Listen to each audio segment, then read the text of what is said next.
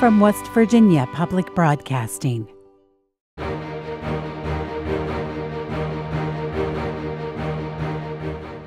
Good evening and welcome to West Virginia Public Broadcasting's debate between candidates for West Virginia Secretary of State. With us are the incumbent Republican Mac Warner and his opponent, Democrat Natalie Tennant. Here now is Senior State House reporter and tonight's moderator, Dave Mistich. Hello, and welcome to West Virginia Public Broadcasting's debate between candidates for Secretary of State ahead of this 2020 general election. This race features incumbent Republican Mac Warner and Democrat Natalie Tennant, who has also held the office. Thank you both for being here. I'm your host and moderator, Dave Mistich. Before we get started and allow the candidates to introduce themselves, I'd like to take a moment and outline some ground rules for this debate. As we prepared for this event, West Virginia Public Broadcasting and the candidates agreed that we will go in alphabetical order to answer the first question. From there, we will alternate which candidate will be the first to respond. Each candidate will have 2 minutes to offer an answer on each question. After that, we will move to another time period on the same question in which each candidate will have a minute to offer a rebuttal or any further comments on the matter. During each candidate's chance to speak, whether during the original question or rebuttal, I will give a 10-second warning and also call time when it is up. We do ask that you allow your opponent to finish speaking in their allotted time and not to interrupt. Should it happen, I will remind you of this rule. As a matter of fairness, and considering you both have held the position of Secretary of State, I will be referring to you both in name only. We will now allow for a brief introduction. We will start with you, Ms. Tennant. Thank you so much, Dave, and thank you to West Virginia Public Broadcasting, and thank you to Mac for being here, and thank you everyone for tuning in and watching us. I'm running for Secretary of State because I want to see a West Virginia just like you that welcomes businesses and diversity, that respects workers and embraces innovation. All of this in partnership with elected officials who care about you. And I know we can do this with our West Virginia spirit. I was Secretary of State for 8 years, where I'm very proud of the work that we did to streamline the office, modernize the office. We saved businesses money, and we saved $3 million and gave it back to you. And I'm even more proud of the fact, though, of the way that we treated people. And that is what is at stake in the Secretary of State's office. Decency and dignity. My opponent, on his first day on the job, illegally fired employees. My team had been working with his team to have a smooth transition. That's when they informed my deputy secretary that they were firing people. The feeling of horror, sadness, and shock overcame both of us. Lena was just 2 weeks shy of 20 years of service to West Virginia. Without cause, without thought, without even being interviewed by Mac Warner, she was gone and jobless, as if everything that she had accomplished meant nothing. Mac Warner illegally fired her that day and 15 other people. And West Virginia suffered a great low when those careers were abruptly ended. And again, when Mac Warner cost the state $4 million, the largest payout ever in state history in a lawsuit. So if you've ever been fired for cause, if you've ever been done wrong by an employer, you know what those employees feel like, and you know that they deserved better. I'm running for Secretary of State because you deserve to have dignity and decency in the Secretary of State's office. I've brought it before, and I'll do it again. Great, thank you. And now it'll be your turn to introduce yourself, Mr. Warner. Thank you to West Virginia Public Broadcasting for sponsoring this debate. I am Mac Warner. I'm the West Virginia Secretary of State. I am running for re-election, and I ask for your vote. Debates are an excellent opportunity to communicate directly with citizens, to discuss issues of concern, and to draw distinctions between the candidates. The issues, of course, right now are the election during the COVID-19 pandemic, jobs, and our future plans. We had the most successful election in the primary season during the pandemic, with 0 cases of COVID-19 reported due to the voting. We had more ways to vote than any other states. With regards to jobs, we've made it easier to start a business in West Virginia than ever before with the creation of the Business One Stop. Future plans, I intend to continue the hard work that we've done with cleaning up voter registration lists and, of course, improving on the Business One Stop concept. The distinctions between my opponent and me are dramatic. She was a delegate for Barack Obama, Hillary Clinton, and Joe Biden. I've been a delegate for President Donald Trump. She supports abortion on demand. I am a right to life candidate. She aligns herself with a national progressive agenda set by George Soros, Michelle Obama, Elizabeth Warren, Nancy Pelosi, Chuck Schumer, and AOC. I have no agenda outside of West Virginia. She supports vote by mail, sending ballots to everybody. I want people to be able to vote in person and allow absentee voting when appropriate, such as the COVID-19. She didn't want the job of Secretary of State. She used it for shameless self-promotion to run for governor, U.S. Senate races, which she both lost. I love this job. I love coming to work. She destroyed the relationship with clerks. I have now restored it. I enjoy using what I learned at the world's #1 leadership institution, the U.S. Military Academy at West Point, and bring those skills into working here inside the state of West Virginia. Again, I'm running for re-election. I'm Mac Warner, and I ask for your vote. Thank you. Ms. Tennant, you've criticized Mr. Warner's decision to change this absentee ballot application process between the June primary and the upcoming general election. Tell us exactly how you think these changes hinder the electoral process. Oh, how they hinder the electoral process. Well, it's become very clear.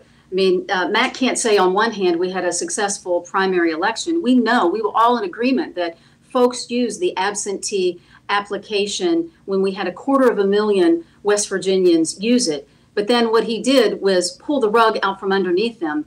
I hear from so many voters that they are anticipating getting an absentee ballot application, but he has refused to do that. And that is changing the rules in midstream. And he's making it more difficult by throwing a barrier up and saying that voters need to go online and ask for a ballot. Well, it is common knowledge, and we are even having discussions about broadband and about internet access and hotspots, that we know it is so difficult for West Virginians to be able to access the internet. And thus, by having that difficulty, he is making it difficult to access a ballot. So he's changed it in midstream.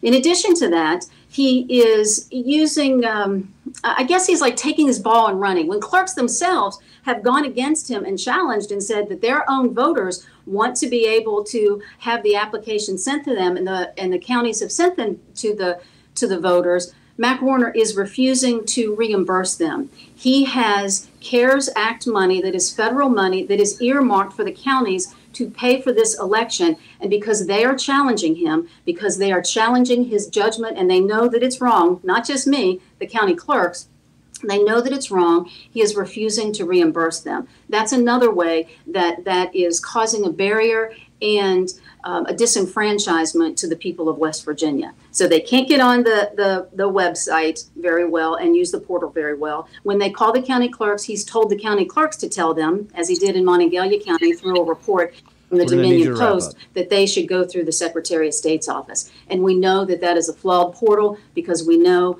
people in West Virginia don't have access to it, and he's hurting this process to be able to vote in the general election.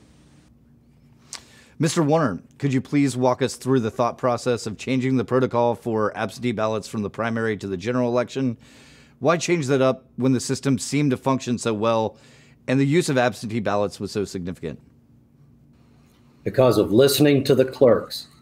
When a football team wins a football game, they still go back and watch tape afterwards to see what could have gone better. A missed block, a quarterback's read, and so forth. And that's exactly what we did with this primary election. We went back and we talked to the clerks afterwards, and the clerks were the ones who told me that they did not want to send out the applications as they did in the primary. The reason those applications were sent out was because we were under an emergency situation that the governor had put us under, where he's told us to stay at home, yet that overlapped with the early voting process. So something had to be done, and the governor himself offered up the money to pay for the absentee applications as a way to inform all the voters that, one, the election date had been changed, it had been moved back to June, and a way of a fairness to notify everybody that due to COVID-19, they were now eligible to vote absentee.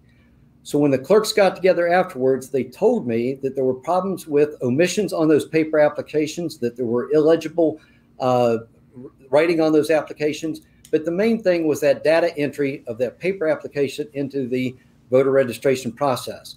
That's why we developed an electronic portal that allows people to transmit their request automatically into the Secretary of State's office and to the county clerk's office. And the very next day, the clerk can be printing that address that the voter requested, put it on the ballot, and be putting it in the mail long before that application would have even made it into the clerk's process or into the clerk's office using the paper process. So we are improving the system. We're not changing it and taking something away. We have added an electronic portal so people still can call the county clerk and request an absentee ballot. They can fill out an absentee ballot on paper. They can download it from the West Virginia Secretary of State's website. We're going to need you to wrap up. GoVoteWV.com. We simply made it a better process. Thank you. Thank you, sir. Ms. Tennant, you have 1 minute for rebuttal or further discussion. If you would just listen to what the county clerks and the actions, he can talk big all he wants, but that's not what's happening. First off, the county clerks themselves are saying we need to send the application to our voters. Lincoln County and Ohio County are doing that. So he can't say that it's the clerk. He has this habit of blaming things on the clerk. So there's one thing that he's done. He's also blamed the Monongalia County clerk for some of the problems that voters are having getting into the portal. We see that documented in an editorial from the Dominion Post. Then he also said, I mean, this is what's amazing to me, is that he stated in an article that there was a moral obligation to send out the applications in the primary. Well, I don't know if he's not paying attention or what, but COVID is worse now in West Virginia than it was in the primary. There are more cases and there are more deaths. So what happened to the moral obligation? We're going to need you to wrap up. He's making it more difficult. Thank you. And Mr. Warner, you have 1 minute to wrap up discussion on this question. 28,000 people have already figured out how to use the portal, and another 30-some thousand have already requested paper applications. That shows that both systems are working. Simply because one county clerk and then a county commission have decided to still send out the applications, that's a county's choice. That shows that these counties, the clerks, are the chief elections official in their respective counties. When 53 other counties still are promoting the portal, and even the ones that are both Lincoln County and Ohio County, they still want the electronic portal to work as well. So don't take just one editorial out of the Dominion Post, who did not bother to call either county clerk, Carrie Blaney, or myself prior to writing that editorial. We are not pointing fingers at one another. We're working collaboratively. In fact, she was the one at the in-person meeting in Flatwoods 30 days after the primary. We're going to need you to wrap up. Those applications. So we're working collaboratively with the county clerks, and it's a process that's working extremely well. And here's a reminder for voters watching that they can request a ballot now through this online portal or their county clerk's office. Ballots are expected to start going out September 18th and can be turned back in starting immediately. Now on to the second question. Mr. Warner, it is your turn to start off with this answer. And I'd like to start by talking about what's been one of the hottest political stories this year, and that is the embattled United States Postal Service, especially in the context of an election year in which absentee voting is expected to set records. Is there anything your office can do to instill confidence in the election when it comes to voting by mail? I am very confident in the U.S. Postal Service. However, I use the example, if you won the Mega Million lottery, would you take that ticket and stick it in the mail, or would you walk it down in person? We've all experienced some problem with the Postal Service, although 96% of the time they do deliver things on time as scheduled. But when it comes to elections, we're in a situation where if somebody waits until the last minute to stick that ballot in the mail, yes, they may run into some difficulties with it either being postmarked, rerouted, or delivery on time. So to avoid that, what we're doing is a very aggressive campaign to educate voters to say, make your decision right now. We talked earlier about West Virginia having more options to vote than any other state. So use one. If you want that absentee ballot, go to GoVoteWV.com and submit your application for an absentee ballot on September 18th. That's just 8 days from now. We will start getting those ballots in the mail to the voters. You can decide to vote in person early. That's October 21st, October 31st, or you can vote in person on Election Day, November 3rd. Or there are some people who are able to vote electronically, voters overseas, military, and voters with certain disabilities. So pick the option that works for you, educate yourself on the issues, and then go ahead and vote early. If you're going to use the mail, do it as early as possible. So there's ample time for the post office to get that ballot delivered to the county clerk, and so that your vote will be counted. Thank you. Now we'll move on to you, to Ms. Tennant. In your mind, should voters vote by mail in this election? And what would you do to ensure confidence in the election in times such as these? Thank you, Dave. A couple of things that I want to address as we move through this debate. I know that it is difficult for folks to discern some of this important information about elections and about businesses. But throughout the debate, I'm going to give you some fact checks on things. I've heard Mac Warner say this for months and months and months, that West Virginia has more options than any other state. And I just ask you, Mac, to be honest with the people of West Virginia. I was Secretary of State for 8 years and worked with a national group that was nonpartisan, nonprofit. So I'm a voting rights expert. West Virginia has more to do, and that's what the forward thinking is about in this race. We don't have all the options. We don't have more options than anyone else. We don't have automatic voter registration that you haven't inputted. Now, that's the registration part. But we don't have same-day voter registration, and that is a form of voting. So please be honest with the people of West Virginia when you make these statements. Now, back to vote by mail and absentee voting. I put in place a pilot project so West Virginia can learn about this, and we had a successful pilot project in Monongalia County. We have layers of safety for absentee balloting, which we are doing now, and there are layers of safety. We don't have and with security. The way that I would make it even more secure is to allow the counties to have drop boxes. There have been several counties to ask the Secretary of State, and here he goes again, putting another barrier around every corner. We need drop boxes because it would lighten the load for clerks, it would give confidence to the voters, and it would lighten the load for the Postal Service. He may say that it's not in code that you can't do that.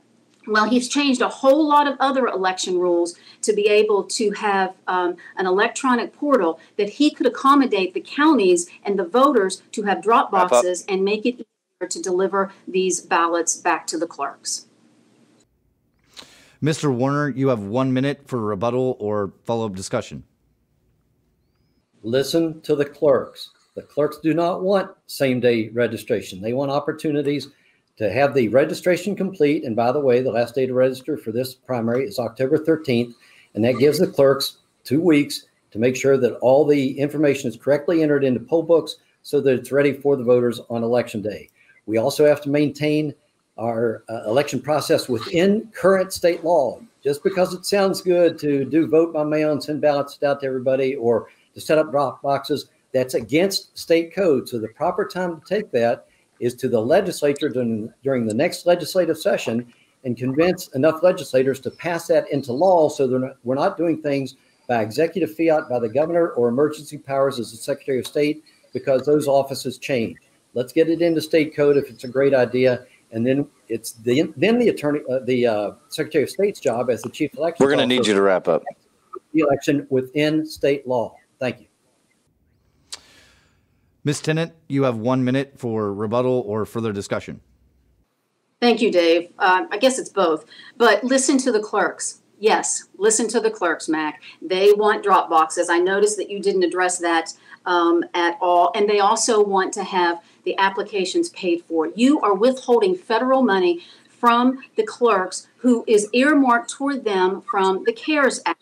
And so you are hurting the county clerks and thus the voters of West Virginia by not doing that. Now, you've talked about emergency powers, and you've been able to change the rules of elections to be able to accommodate the absentee ballot application that says it should be written in the voter's own handwriting. So how can you square that away if you can't allow drop boxes? Not only are clerks asking for them, but the voters are asking for them too. And you are doing whatever you want and making it more difficult to vote. All right, now on to the next question.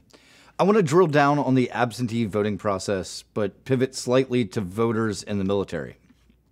Mr. Warner, in 2018, you made use of a mobile voting pilot program. This pilot, made possible through a grant, allowed military personnel and a small number of others to vote using an app called Votes. Following that 2018 election cycle, some security issues were revealed, and now your office is employing another option. This is in the face of election security experts warning about all internet-facing platforms. Mr. Warner, why mobile voting, and is it safe? Absolutely, it is safe. No penetrations, no votes changed. This is a very secure process. And the military is ecstatic about this because otherwise they would be disenfranchised. Think of that soldier on the hillside in Afghanistan or a sailor underneath the polar ice cap. The U.S. Postal Service doesn't deliver to those places. So if you're relying on the Postal Service to get your ballot back, those people have not been able to vote. The same thing goes with certain voters with disabilities. The West Virginia legislature liked what they saw with the pilot program in 2018 and allowed it this year to be used in this general election, primary and general election. The analogy is between a Chevy and a Ford. One time I might buy a Chevy, the next time I might buy a Ford, but that doesn't mean there was anything wrong with the Chevy. What we're dealing with the MIT report with regards to the vote application that we used in 2018, those are people who want paper-only ballots. They don't want to use technology. Today's people are used to banking online, shopping online, telemedicine, especially during COVID-19, and people expect if they can use their iPhones and tablets to do all that sort of thing, that they ought to be able to use it to vote. I only advocate this for those people who are not able to physically get to the polls or who have been disenfranchised due to COVID-19 and the mail service being shut down in right now. I think it's still some 65 countries that aren't having the proper mail service, so that if there were West Virginia citizens inside those countries, they would not be able to cast their ballot. That's why we implemented the electronic voting. We have gone with Democracy Live, a web-based program. The votes are secured in the same cloud that the FBI, CIA, other three-lettered agencies secure their data in. It's a very secure process, and it is going extremely well for those voters who are putting their lives on the line. We're going to need you to wrap up. Not able to vote. Now they can. Thank you. Ms. Tennant, could you tell us your thoughts on these platforms that have been used by Mr. Warner in his office and mobile voting in general? Sure, Dave. Thank you. Dave, I just hope that you're noticing that he's doing the same thing to the voters of West Virginia that he did to you. He is misleading the voters about this mobile voting app.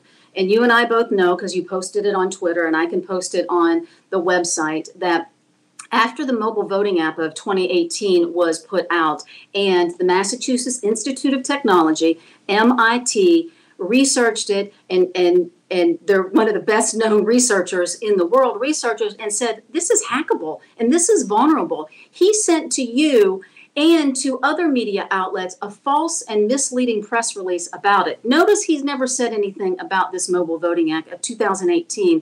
There was an attempted hack on it. We didn't find out about it until 2019, and we still don't know what the case is for that. But you notice he's switched it up on us, but won't be honest with the voters why.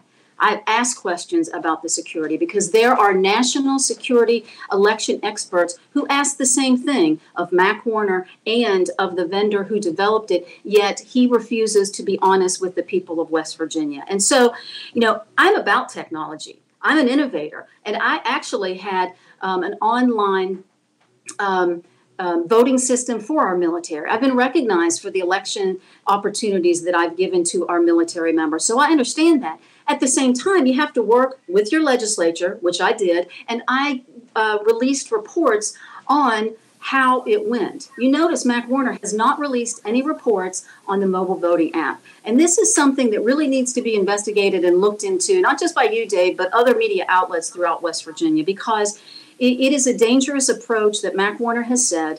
And if you read some of the national information, he has made West Virginia— We're going to need you to wrap up.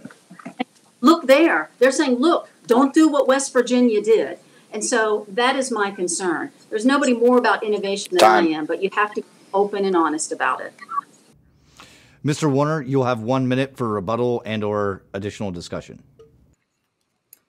MIT was disappointed. These were students that were working this investigation or whatever, and they used something that was generations old. It would be like going back to a Windows 7 versus using Windows 10. They were not able to get inside the proprietors' own codes and protocols and so forth. So they created their own, and it turned out to be 20-some generations basically old that they then said they were able to hack. Well, of course, if you build your own system, I would hope that you would be able to build your own or hack your own system.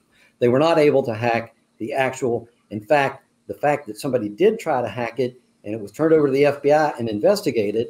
And that's where Ms. Tennant, who has been the Secretary of State before, the Chief Elections Officer, knows that you cannot talk about ongoing investigations. That's why it wasn't revealed for quite some time, because the FBI was conducting their investigation. But at the end of that, we were able to assure everybody that there was no official hack. They did not get inside. We're going to need you to wrap up. And it is a secure system. Thank you. Ms. Tennant, you have 1 minute for rebuttal or additional discussion. Thanks, Dave. I mean, the simple question is, Mac, if it was so secure, then why aren't you using it now? Because you know it is not secure. I mean, and you even falsely reported. You sent out a false press release to national media, to state media, to a local TV station in Charleston. And under the guise that the DHS, Department of Homeland Security, approved this mobile voting app that you put forward and jeopardized the votes of our military and the personal information of our military. And you made it seem like it was from DHS, which is just unconscionable to me, when it was really from the vendor. Now, see, you won't address those things. That's what people are asking. Ms. Tennant, I understand that while you held the position of Secretary of State, you worked with the legislature to implement a FOIA database that is to be maintained by the office. Explain to members of the public what that is and why you feel it's important. Oh, thank you, Dave. I mean, that's a really good question. FOIA, first off, we use it as a verb, as an adjective, as a bad word sometimes. It stands for Freedom of Information Act. And so it's a FOIA database, and it offers transparency to the citizens of West Virginia.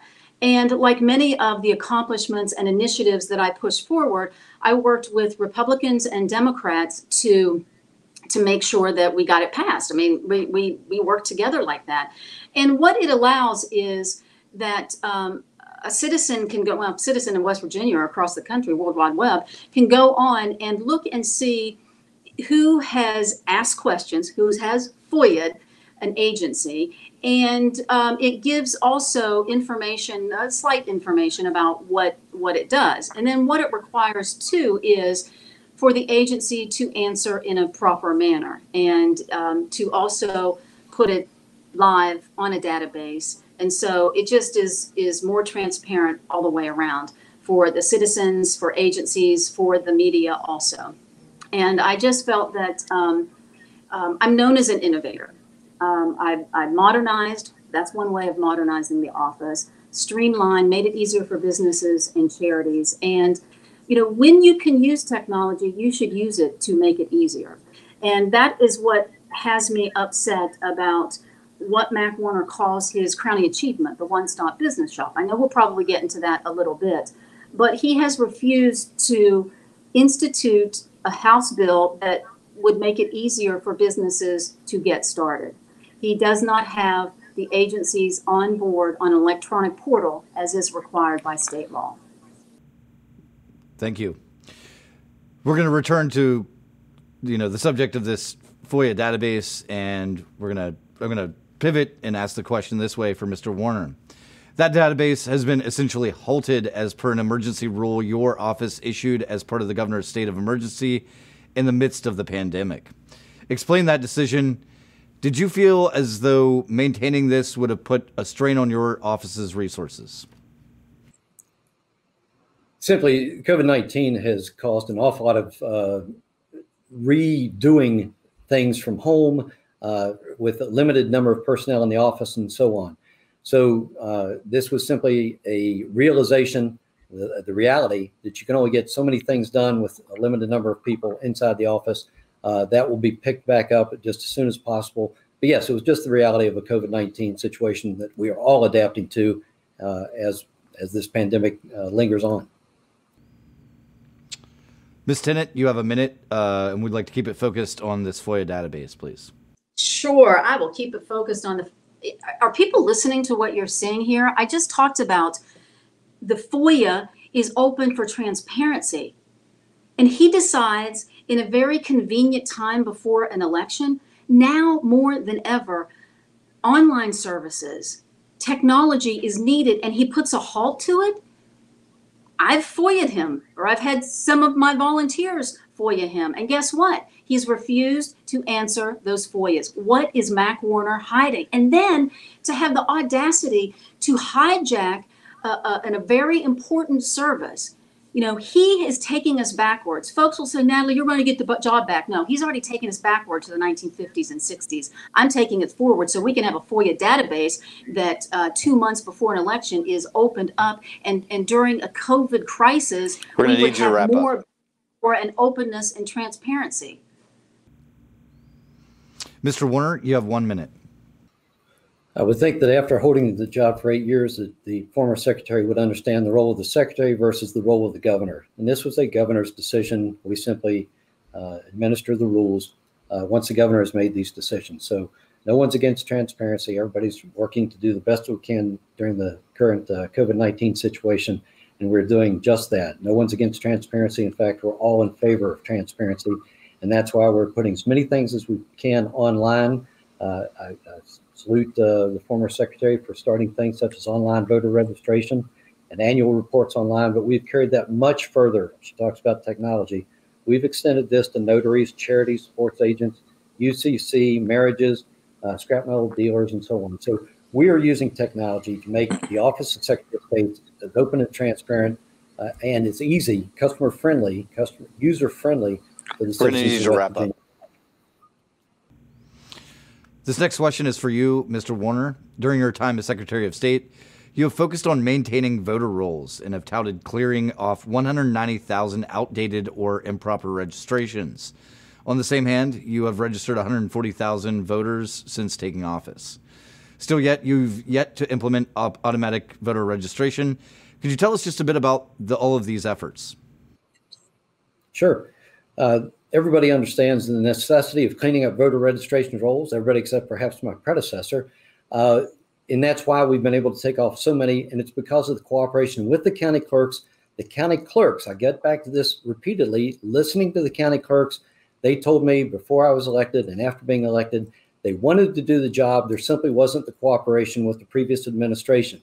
So working with them, that's why we've had such success in cleaning off. These aren't people, these are names. This is data that has been collected over the years and not taken off due to people dying, moving out of state, duplicate registrations, and so forth.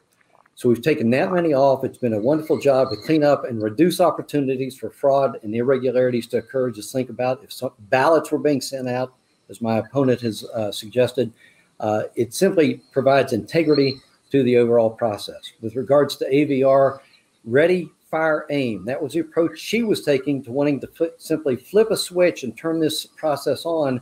However, the Department of Motor Vehicles and the Secretary of State's office were not ready for this. They were using a database that was over 20 years old, or a mainframe that was over 20 years old.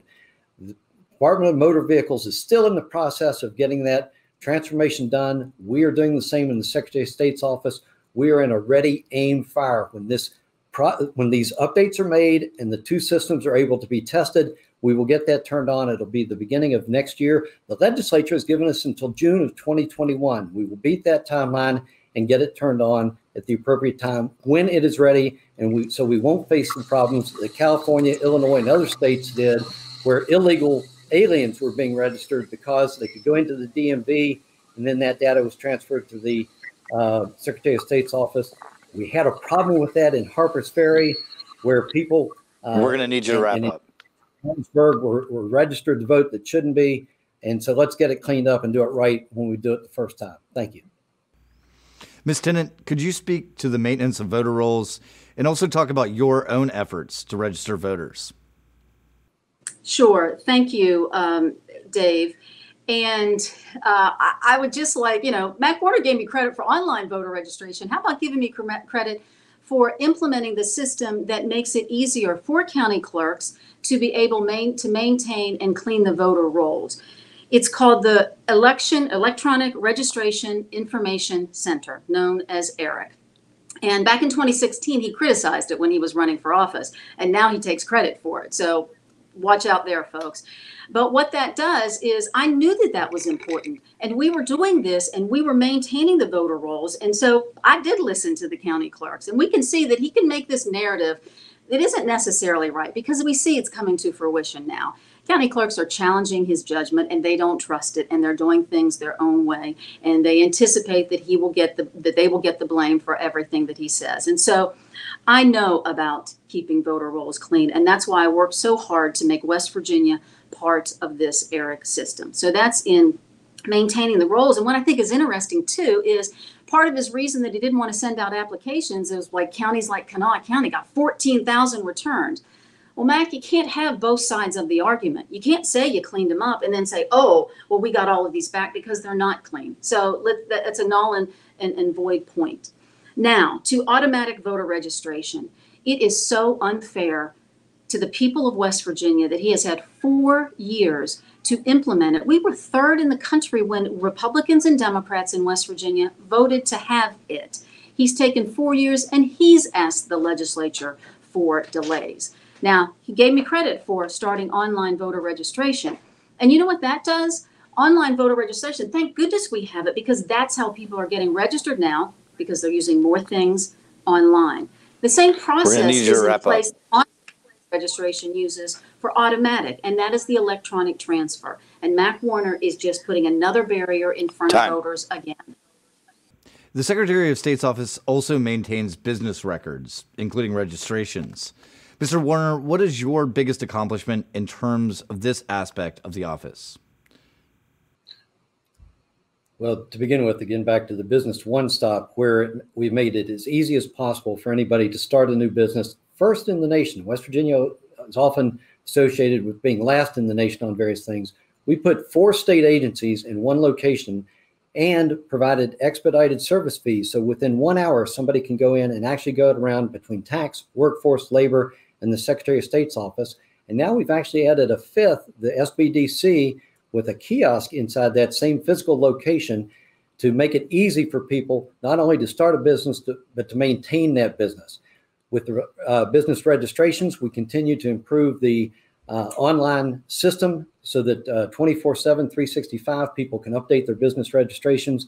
And it's just a matter of continuing to use the money that people pay for those registration updates and registrations and use it to improve the overall system. My opponent claims that she returned $3 million. It's simply because she wasn't paying attention to the job at hand and then uses that as a political talking point as if that was a good thing. I think it's much better to use the money as it was intended to update the systems. That's what my administration has done and will continue to do. Thank you. Ms. Tennant, what improvements could be made to the business division at the Secretary of State's office? Well, this is interesting. I can't believe that Max says this. Use the money as intended. Well, he's soaking businesses. We know that. I took a transaction fee off of businesses and he put it back on. He says he's using it as intended. Let's take a step back on this business one-stop. Back in 2015, I worked with Republicans and Democrats. You're going to see that that's a common thread here. We passed House Bill 2878 with Republicans and Democrats. And it is a one-stop electronic state business portal. Here's the first line of the legislation. It says the Secretary of State shall establish a web-based business portal to facilitate interaction among businesses and governmental agencies in West Virginia. If you go on there right now, it says coming soon. What has Mac Warner done for the last 4 years, and what has he done with the money? I don't know where that money went. I have an idea, and here's one of the ideas. He touts the fact that he has a building where he brought people together. In this legislation, nowhere does it say that it should be a building. It says an online web-based portal, and he was refused to implement that. He's making it more difficult for businesses. He cannot say in good conscience or not, that it's easier to do business. No. He's making someone from Parkersburg or Bluefield drive to Charleston to have a one-stop location. That is crazy. He needs to follow the law and not waste $50,000 a year on a building that can't even be used right now. So those are investigations, and that's why a FOIA database is so important. Do you see what I mean? He's hiding what he's doing from the public, but he wants to tout, as long as he's got a nice picture of a ribbon cutting and a We're going to need you to wrap up. Happy with that, but it's hurting businesses in West Virginia. Mr. Warner, you'll have 1 minute for rebuttal or additional conversation on this matter. It's one thing to talk about doing something, and it's something different to actually get it accomplished. A full one-stop business center has several components. One is that physical location. The next is the portal system. And then the third is the phone-based. And those are complicated procedures when you're dealing with state agencies such as the tax department that has a very comprehensive security protocol because of the amount of money that passes through that office. So you just can't flip a switch, which is what, again, my opponent is wanting to do, to take the political credit for it, but not actually do the actual work and put in the infrastructure necessary to make sure the system works properly and collaboratively with the other systems. We have solved the first part, and that's the physical location. We continue to work right now on the portal application, and then we are also working to improve the phone systems between all these government agencies, and we're looking to bring in more government agencies. We're going to need you to start wrapping up. Ms. Tennant, you have 1 more minute. Thanks, Dave. 4 years. What's he done in 4 years? He felt that a building was more important than getting the electronic state business portal up and running. He, once again, is not following the law and costing the state hundreds of thousands of dollars. This is ridiculous what he's talking about. We don't need the business, the building that he's put in place and spending $150,000 over the last couple of years. I mean, look at this. The building's not open now. Why should someone from Parkersburg or Bluefield or other parts of the state have to drive to Charleston just to have everyone in one place? It was all contemplated in House Bill 2878 that Republicans and Democrats worked together with me to make sure that it was online. He is misleading the businesses of this state, and he's misleading the people of this state. Get it on the portal. And you know what? He couldn't do it in 4 years. We're going to need you to wrap up. I'll take care of it. I've spoken to political scientists and elections experts of various stripes, and they're all very familiar with the both of you when it comes to this job. You both have experience in this capacity and have engaged widely on issues related to election security. Mr. Warner, with you testifying before Congress. Ms. Tennant, with your work with the Brennan Center from New York University's College of Law. I want to ask you now to tell me the most pressing issues facing West Virginia's elections. And Ms. Tennant, we'll start with you. Well, the most pressing issue is right now in this election and how there have been put up barriers. If we had such a successful primary, as the Secretary and Mac Warner will admit, then why change it? That's the pressing issue right now, is that in 2020, he has put up a barrier around every corner. So when you say, oh, go online, well, someone can't get online.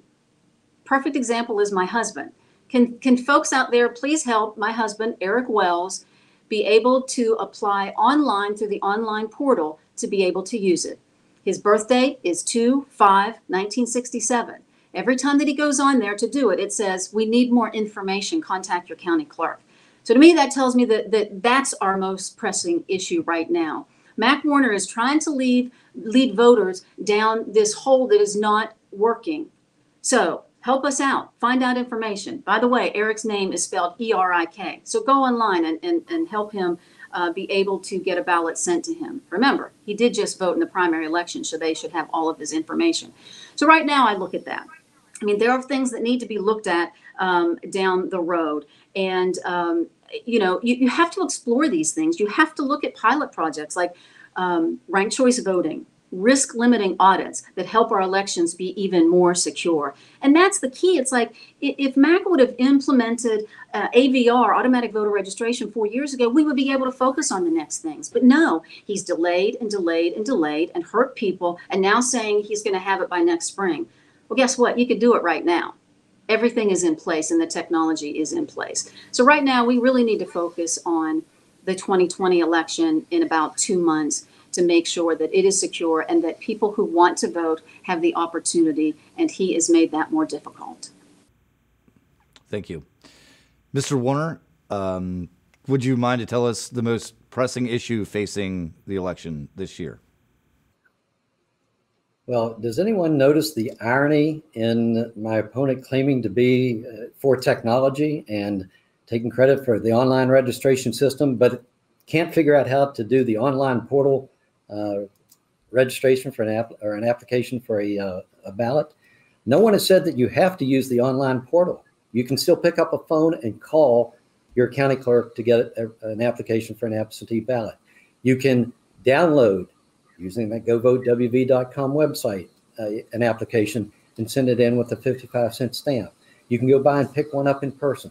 Nothing has been taken away from the usual system, according to state law that we've had in place for decades, with regards to getting an absentee ballot for this upcoming election.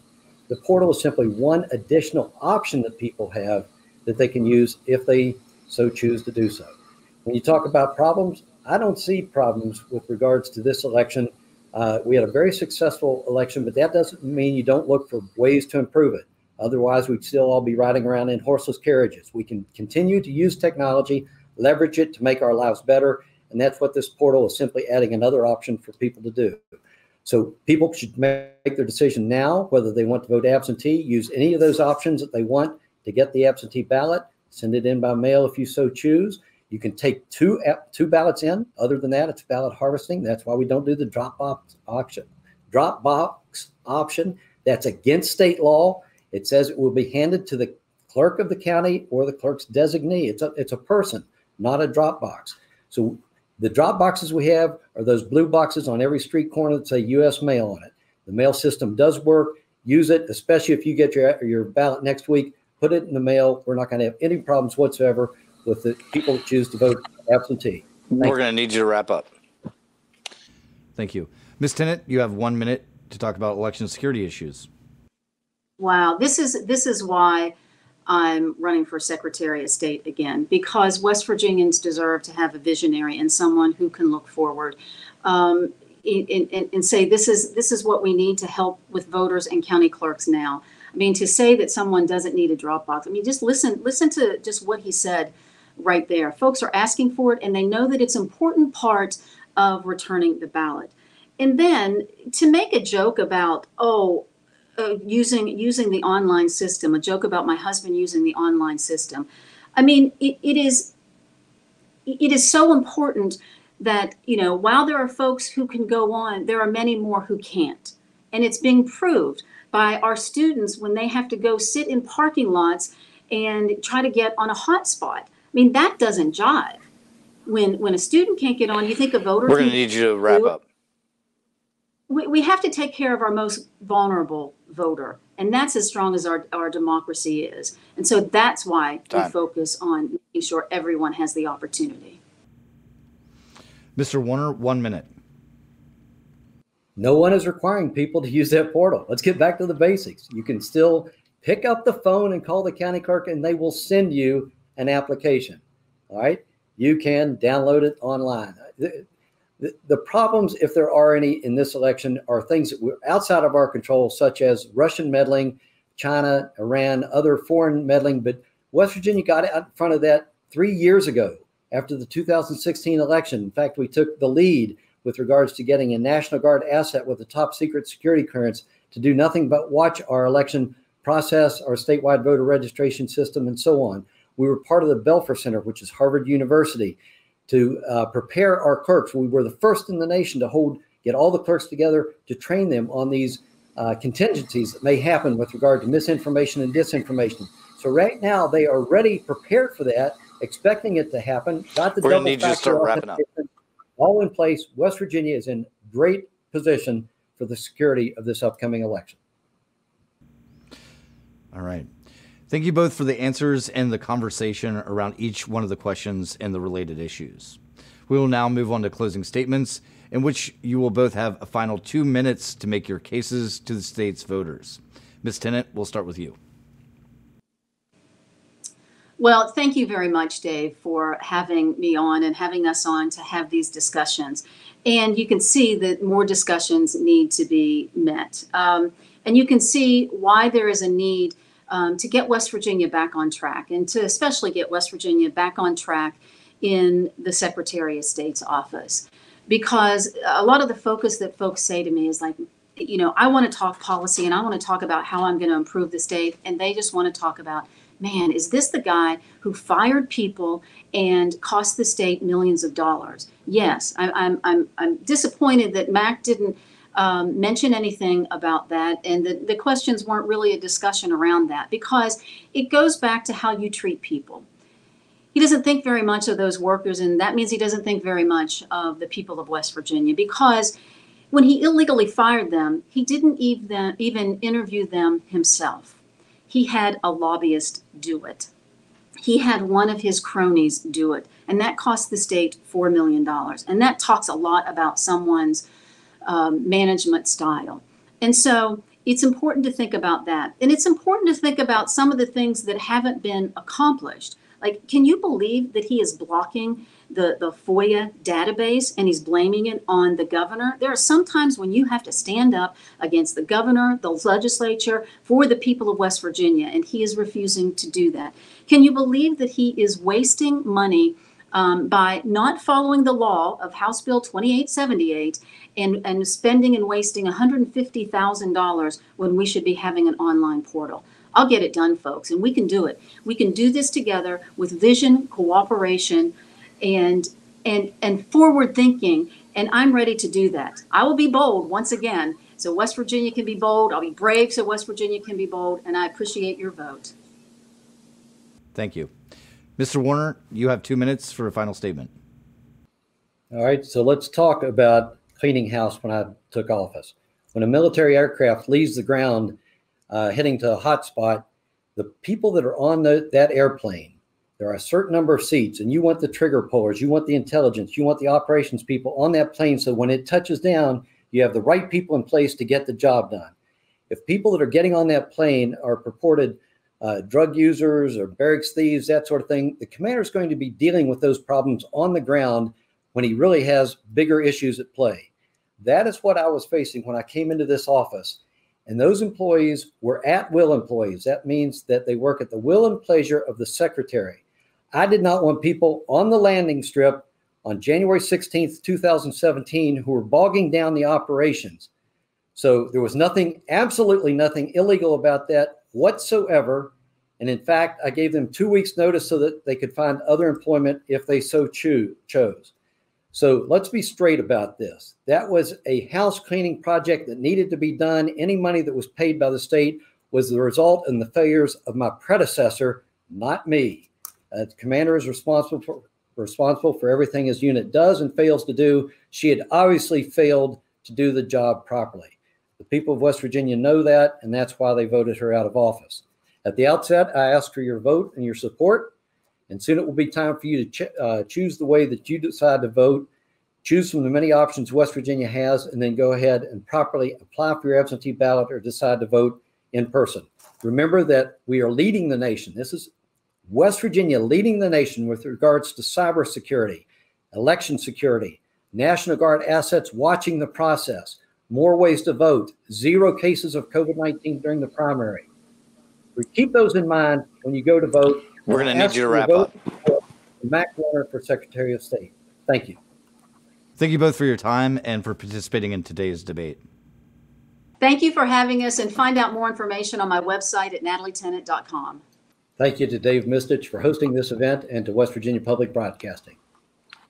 Once again, I'd like to thank Republican incumbent Mac Warner and former Secretary of State Natalie Tennant, a Democrat, for participating in today's debate. I'd like to remind everyone that Election Day is Tuesday, November 3rd. For more information, including early voting dates and how to acquire an absentee ballot, log on to govotewv.com or contact your county clerk. On behalf of West Virginia Public Broadcasting and the production staff here, I'm Dave Mistich. Thanks for watching.